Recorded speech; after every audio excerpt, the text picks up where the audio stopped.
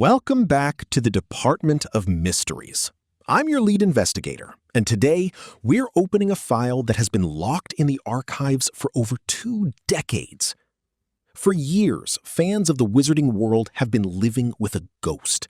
Not nearly Headless Nick or the Grey Lady, but a ghost of a character who was arguably the heart and soul of Hogwarts' daily chaos, yet was systematically erased from the cinematic history we grew up with.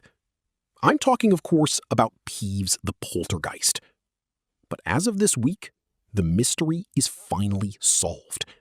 With the official casting of Peter Serafinowicz as Peeves for the upcoming HBO Harry Potter series, we have to ask ourselves, is this the definitive proof that this adaptation is actually going to be the faithful version we were promised? Or is there something deeper at play? Let's rewind. For those who only know the films, Peeves might seem like a minor nuisance, a prankster who attacks students with water balloons and makes life miserable for Argus Filch. In the original film franchise, the creative team made a calculated choice to cut him. The argument was always about runtime and tonal consistency. As the movies got darker, the idea of a chaotic, rhyming, prank-obsessed ghost felt like it clashed with the epic, soul-crushing weight of Voldemort's rise to power. But that was the film's perspective, not the books. In the books, Peeves is the school. He's the reason the corridors felt lived in. He was the chaotic counterweight to the rigid rules of the professors.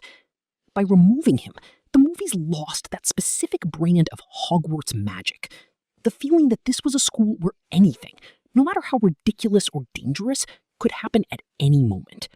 Enter Peter Serafinowicz. Now, look at his resume. He's a comedian, a voice actor, and he understands physical comedy in a way that's almost impossible to animate or CGI without that human spark. His casting signals a massive shift in philosophy for this new series. By bringing in a talent like Serafinowicz, HBO isn't just saying we're adding a character. They are saying we are committed to the tone of the books.